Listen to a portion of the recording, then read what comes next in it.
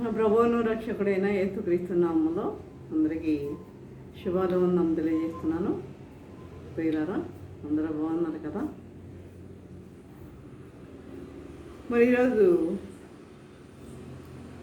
చూడండి, మనము ప్రార్థన ద్వారా అనేక అద్భుతాలు పొందవచ్చు. ప్రార్థన చేయడం ద్వారా, ఏకాంత ప్రార్థన ద్వారా, ఎడతెగకుండా చేసే ప్రార్థన ద్వారా, కన్నీటి ప్రార్థన ద్వారా, మోకాళ్ళ ప్రార్థన ద్వారా మనం అనేకమైన అద్భుతాలు చేయవచ్చు. కానీ ఈ ప్రార్థనను అనేక మంది మర్చిపోతూ ఉంటారు. చేస్తారేమో కానీ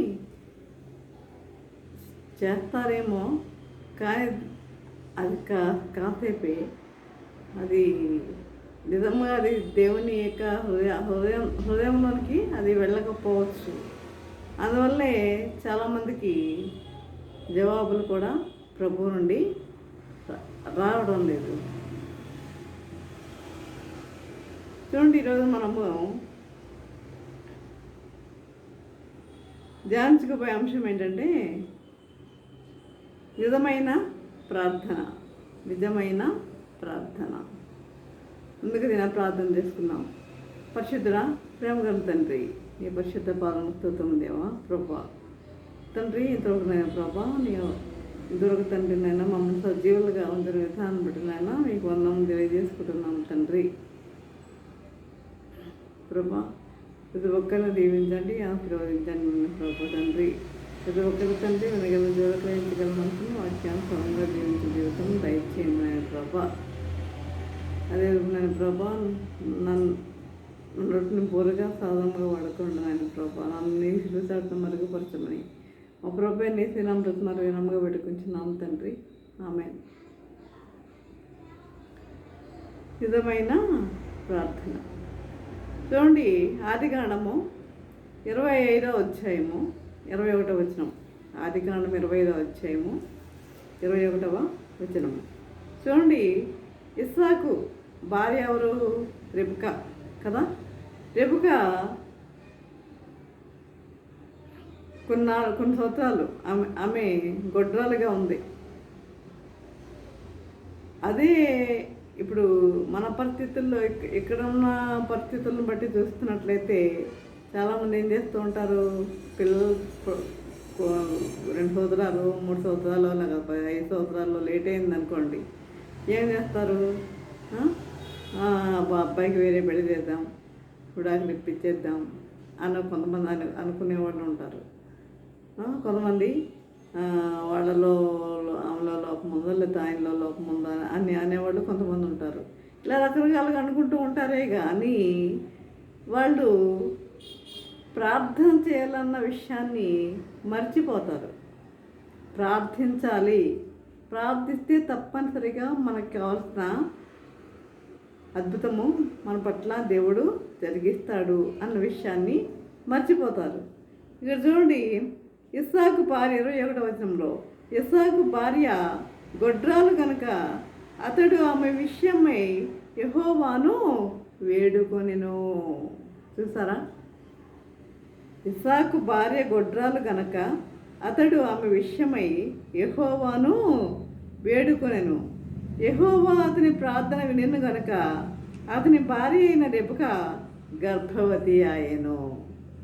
చూడండి, భార్యకి ఇంకా గర్భం రాలేదని రెబెకా ఇస్సాకు ఏం చేశాడు? యెహోవాను వేడుకున్నట్లుగా మనం చూస్తున్నాం. అంటే ఏంటి? భార్య భర్తలు ఇద్దరు కూడా ఏం చేయాలి? ప్రార్థించే వారిగా ఉండాలి. ఒకవేళ గర్భం రావడం లేట్ అయింది అనుకోండి, ఏం చేయాలి? ప్రార్థించే వారిగా ఉండాలి. చూడండి, ఇస్సాకు ప్రార్థిస్తున్నాడు రెబెకా గురించి, యెహోవాను వేడుకుంటున్నాడు. మరి ఆ విధంగా ఎంతమంది వేడుకునేవారిగా ఉన్నారు? ఎంతమంది ఆ విధంగా వేడుకునేవారిగా ఉన్నారు? ఎంతమంది ఆ విధంగా దేవుణ్ణి ప్రార్థించేవారిగా ఉన్నారు? చూడండి, కీర్తనల గ్రంథం 127వ అధ్యాయంలో చూసినట్లయితే 127వ అధ్యాయం 3వ వచనంలో, కుమారులు యెహోవా అనుగ్రహించు స్వాస్థ్యం, గర్భఫలము యెహోవా ఇచ్చు బహుమానము. యవనకాలం మందు పుట్టిన కుమారులు బలవంతుని చేతిలో బాణముల వంటి వారు. యవనకాలం మందు పుట్టిన కుమారులంట బలవంతుని చేతిలో బాణముల వంటి వారంట. ప్రియులారా, గర్భఫలము యెహోవా ఇచ్చు బహుమానం. అది ఆయన గిఫ్ట్. ఆయన యొక్క బహుమానం లేనిదే ఏది కూడా జరగదు. చాలామంది నన్ను ప్రశ్నించేవారు, ఏంటి ఒక్కదాన్ని కానీ ఊరుకున్నావు, ఒక అమ్మాయిని కానీ ఊరుకున్నావు అని చాలామంది అంటూ ఉంటారు నన్ను. అదేంటి, అది నా చేతిలో ఉందా? లేదు కదా.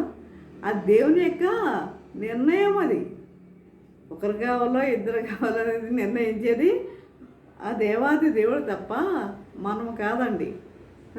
కాబట్టి ఈ విధముగా మరి అతని భార్య అయిన రెబెకా గర్భవతి అయ్యాను. ఎప్పుడు ఇస్సాకు ప్రార్థించడం వల్ల. ఇస్సాకు భార్య గొడ్రాలు కనుక అతడు ఆమె విషయమే యెహోవాను వేడుకునెను. యెహోవా అతని ప్రార్థన వినను గనుక అతని భార్య అయిన రెబెకా గర్భవతి అయ్యాను. ఆమె గర్భంలో శిశువులు ఒకరితో ఒకరు పెనుగులాడిరి కనుక. ఆమె గర్భంలో శిశువులు ఎవరు కవలలు ఉన్నారు? ఆమె గర్భంలో శిశువులు ఒకరితో ఒకరు పెనుగులాడిరి కనుక ఆమె ఇలాగైతే నేను బ్రతుకుడు ఎందుకని అనుకుని ఈ విషయమై యెహోవాను అడుగు వెళ్ళాను.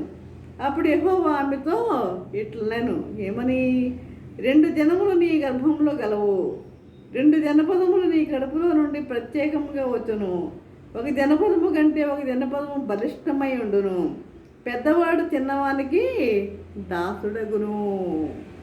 పెద్దవాడు చిన్నవాడికి దాసుడగును అని ప్రభువు తెలియజేశాడు. అంటే పెద్దవాడు ఎవరు, ఇక్కడ చిన్నవాడెవరు? చూడండి, ఇస్సాకు పుట్టిన బిడ్డలు ఎవరు తెలుసా? ఏసావు పెద్దవాడు, యాకోబు చిన్నవాడు. అయితే పెద్దవాడు చిన్నవానికి దాసుడు అవుతాడని ప్రభు ముందే తెలియజేశాడు. అంటే ఏసావు యాకోబుకి ఏమవుతాడు? దాసుడు అవుతాడని ముందే తెలియజేశాడు. కాబట్టి ఈ విధముగా సంతానం లేని వాళ్ళు అనేక మంది ఉండవచ్చు. ఒకళ్ళు లేట్ అయిన వాళ్ళు అనేక మంది ఉండవచ్చు. కాబట్టి మనం ఏం చేయాలి? దేవుని సన్నిధానానికి వెళ్ళండి, ప్రార్థించండి, ఇద్దరు కలిసి ప్రార్థించండి. మీకు ఏమి కావాలో, మీకు ఏ అవసరతలు ఉన్నాయో అవన్నీ ఆ విషయంలో దేవుణ్ణి మీరు ప్రార్థించే వారిగా ఉండాలి. అప్పుడు దేవుడు తప్పనిసరిగా మీ ప్రార్థన ఆలకిస్తాడు. కాబట్టి ఈ విధముగా మరి భార్య గర్భం గురించి ఇస్సాకు ప్రార్థిస్తున్నట్లుగా మనము చూస్తున్నాము. అదే చూసినట్లయితే చూడండి, సమూయేలు మొదటి గ్రంథము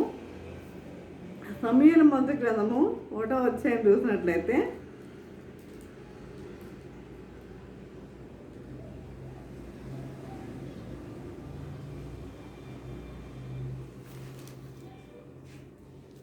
ఒకటో అధ్యాయము 10వ వచనములో, బహుదుఃఖాక్రాంతురాలై వచ్చి యెహోవా సన్నిధిని ప్రార్థన చేయొచ్చు, బహుగా ఏడ్చుచు, సైన్యములకు అధిపతివగు యెహోవా, నీ సేవకురాలనైనా నాకు కలిగి ఉన్న శ్రమను చూచి నీ సేవకురాలనైనా నన్ను మరొక జ్ఞాపకము చేసుకుని నీ సేవకురాలనైనా నాకు మగపిల్లను దయచేసిన ఎడల వాని తల మీదకి క్షౌరపు కత్తి ఎన్నడకు రానేయక వాడు బ్రతుకు దినములన్నిటినీ నేను వాని యెహోవా నీకు అప్పగించునని మొక్కుబడి చేసుకొనెను.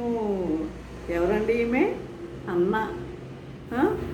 ఆమె తోడుగోళ్ళకి పెనిన్నాకి పిల్లలు ఉన్నారు. అయినా ఆమె ఏం చేసేది? ఈమె ఎప్పుడు కూడా బాధ పెడుతూ ఉండేది. అయినా ఈమె ఏమీ ఎదురు చెప్పేది కాదు, గొడవ పెట్టుకునేది కాదు. ఆమె ఏం చేస్తుంది? ఒకరోజు ఇవన్నీ భరించలేక తిన్నగా ఎక్కడికి వెళ్ళిపోయింది? దేవుని సన్నిధికి వెళ్ళిపోయిందండి. దుఃఖాక్రాంతురాలై వచ్చి దేవుని సన్నిధానానికి వెళ్ళింది. దుఃఖాక్రాంతురాలై వచ్చి యెహోవా సన్నిధిని ప్రార్థన చేయొచ్చు, బహుగా ఏడ్చుచు.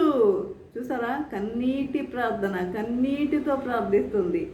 బహుగా ఏడ్చుచు, సైన్యములకు అధిపతివగు యెహోవా, నీ సేవకురాలు నిన్ను నాకు కలిగిన శ్రమను చూచి, నాకు ఏం శ్రమ కలిగిందో నీకు తెలుసు.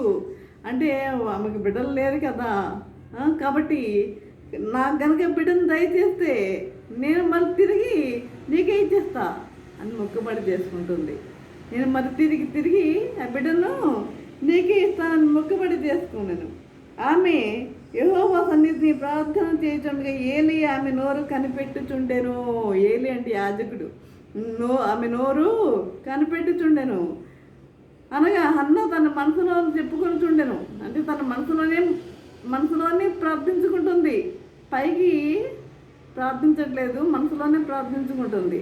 అయితే ఆమె పెదవులు మాత్రం కదులుచుండి ఆమె స్వరము వినబడక ఉండను కనుక ఏలి ఆమె మత్తురాలై ఉన్నదనుకుని, అంటే నోట్లో అనుకుంటుంది కదా, ఆమె అంటే కళ్ళు మూసుకొని నోట్లో అనుకుంటుంది, పైకి వినపడలేదా ప్రార్థన ఏమని కనుక ఆ మత్తురాలే ఉన్నదనుకొని, ఎంతవరకు నీ మత్తురాలై ఉండవు, నీవు ద్రాక్షరసము నీ యొద్ద నుండి తీసివేయమని చెప్పగా, నీవు ద్రాక్షరసము నీ యొద్ద నుండి తీసివేయమని చెప్తున్నాడండి యాజకుడు ఏలి. అంటే ఏంటంటే ఆ రోజుల్లో చాలామంది స్త్రీలు కూడా ఈ యొక్క ద్రాక్షరసము తాగి, అంటే మద్యపానము తాగి వారు కూడా దేవుని సన్నిధానానికి వెళ్ళేవారని కొన్ని లేఖనాల్లో చూశాను.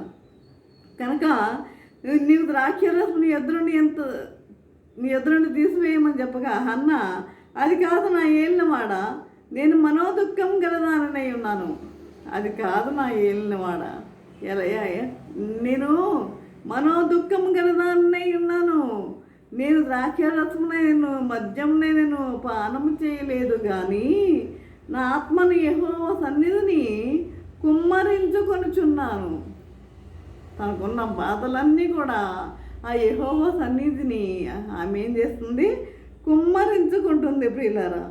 కాబట్టి అత్యంత కోపకారణం బట్టి బహుగా నిట్టూర్పులు విడుచుచు నాలో నేను దీన్ని చెప్పుకొని చుంటున్నాను. నేను అంతటి ఏలి, నీవు క్షేమముగా వెళ్ళము, ఇశ్రాయేలు దేవునితో నీవు చేసుకున్న మనవి ఆయన దయచేయును గాక అని ఆమెతో చెప్పగా, నువ్వు వెళ్ళు, తెలిసింది ఆమె యొక్క కోరిక ఏమిటో, నువ్వు వెళ్ళు, దేవుడు తప్పనిసరిగా నీ కోరిక నెరవేరుస్తాడని తెలియజేస్తున్నాడు ఈ ఏలి. క్షేమంగా వెళ్ళము, ఇశ్రాయేలు దేవునితో నువ్వు చేసుకున్న మనవిని ఆయన దయచేయును గాక అని ఆమెతో చెప్పగా, ఆమె అతనితో, నీ సేవకురాలైన నేను నీ దృష్టికి కృపనొందుదును గాక నేను. తర్వాత ఆ స్త్రీ తన దారిని వెళ్ళిపోయి భోజనం చేయొచ్చు. నాట నుండి ఆ రోజు నుండి దుఃఖముఖి అయి ఉండటం మానివేసింది అండి. ఆ రోజు నుంచి ఇక మర్చిపోయింది, అంటే సంతానం లేదన్న విషయాన్ని మర్చిపోయింది.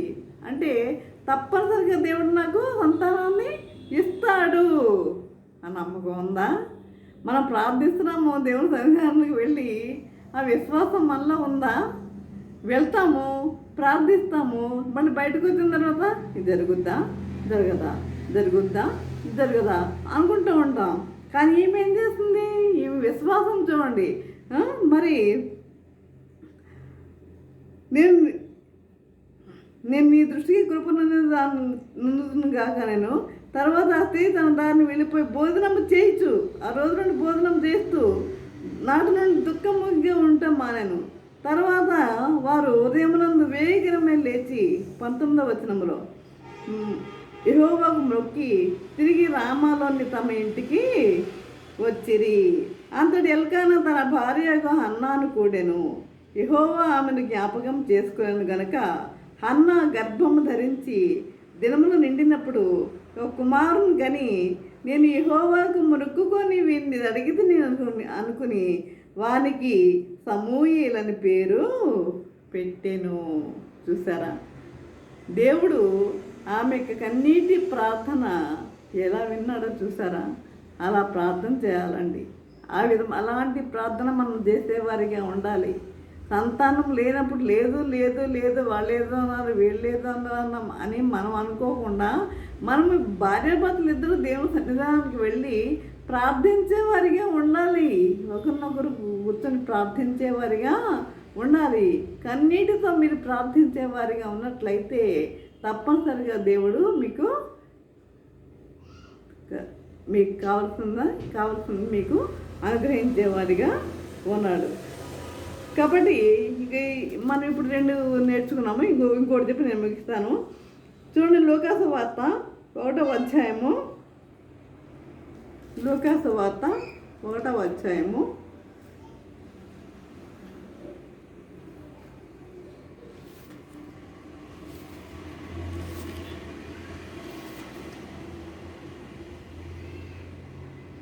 13వ వచనం నుండి 8వ వచనం చదువుకుందాం.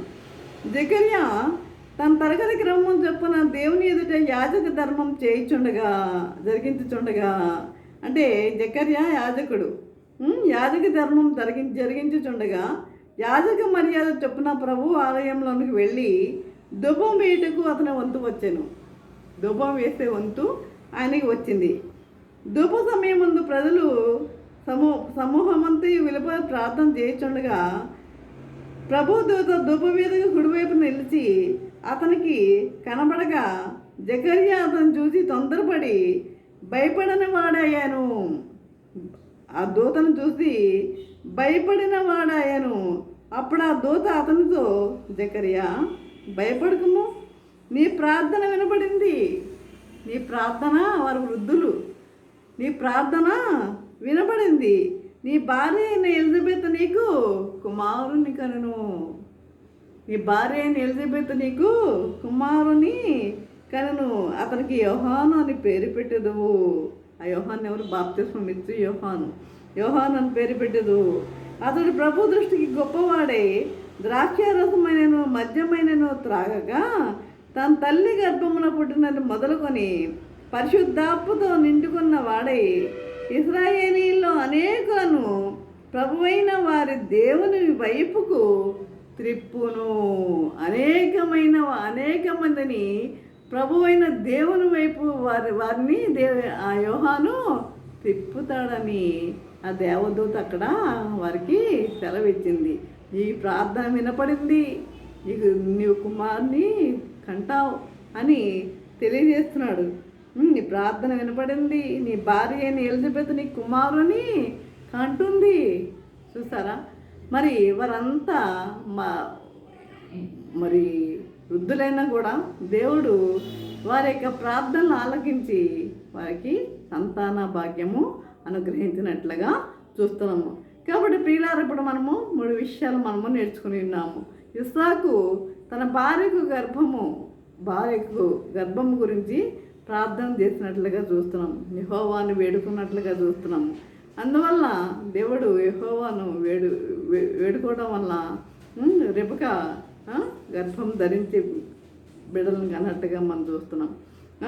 తర్వాత హన్న ఆ విధంగా యెహోవా సన్నిధికి కన్నీటితో వెళ్ళి ప్రార్థించడం వల్ల సమూయేలు ప్రవక్తకు జన్మనిచ్చినట్లుగా మనం చూస్తున్నాము. కన్నీటి ప్రార్థన చేయాలి. అదేవిధంగా 3వ చూసినట్లయితే జకర్యా ఎలిజబెత్ విషయంలో మరి వీరి యొక్క ప్రార్థనలు కూడా దేవుడు ఆలకించాడు. కనుక ఈ ఎలిజబెత్ నీకు కుమారుని కంటుందని చెప్పి ఇక దేవదూత తెలియజేసినట్లుగా మనము చూస్తున్నాం. కాబట్టి ప్రార్థనకు అసాధ్యమైనది ఏమి కూడా లేదండి. ప్రార్థనకు అసాధ్యమైనది ఏమీ లేదు. కాబట్టి మనం చేయాల్సింది ఒకటే, ప్రార్థన చేయాలి. మనకి ఏదన్నా లోటు ఉంది అనుకుంటే మనకు కావాల్సిన ఈవులన్నీ దేవుడు మనకు అనుగ్రహించడం సిద్ధంగా ఉన్నాడు. కాబట్టి మనం ఏం చేయాలి? మనకి కావలసినవన్నీ మనకి ఇవ్వడానికి ఆయన సిద్ధంగా ఉన్నాడు. కాబట్టి మనము ఆయన యందు మన భయభక్తులు కలిగి మనము జీవించే వారిగా ఉండాలి. నీతి కలిగి జీవించాలి, యథార్థత కలిగి జీవించాలి. ఈ విధంగా జీవించాలని ప్రభువు తెలియజేస్తున్నాడు. ఈ విధంగా జీవించటకు పరిశుద్ధాత్మ దేవుడు సహాయం చేసి నడిపించను గాక. ఆమేన్. ప్రార్థన చేసుకుందాం. పరిశుద్ధుడా, ప్రేమగల తండ్రి, నీ పరిశుద్ధ పాదము స్తోత్రము దేవా.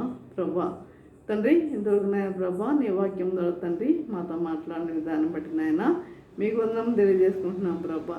తండ్రి, అనేక మంది నాయన ప్రభా సంతానం లేదు, అనేక సంవత్సరాలు అయిపోయింది, సంతానం లేదు అని బాధపడే వాళ్ళు అనేక మంది ఉన్నారు నాయన తండ్రి. ప్రభా, వారు ఈ వాక్యం విన్న తర్వాతైనా ఇక నుండైన తండ్రి నీకు మొరపెట్టుకునే వారిగా ఉండ కృప చూపండి నాయన ప్రభా. వారి ప్రార్థనలో ఆలకించండి నాయన ప్రభా. వారి సంతాన భాగ్యం వారికి అనుగ్రహించమని వేడుకొంచున్నాము తండ్రి.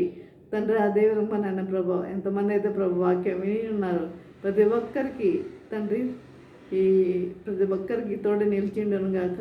Amen, amen, amen. తండ్రి అయిన దేవుని ప్రేమయు, కుమారుడైన యేసుక్రీస్తు కృపయు, పరిశుద్ధాత్మిక అన్యోన్య సహవాసము సకల దేవుని సదాకాలము ప్రభా. తండ్రి ఎంతమంది అయితే ప్రభా వాక్యం విని ప్రతి ఒక్కరికి తోడు నిలిచిండును గాక. Amen, amen, amen.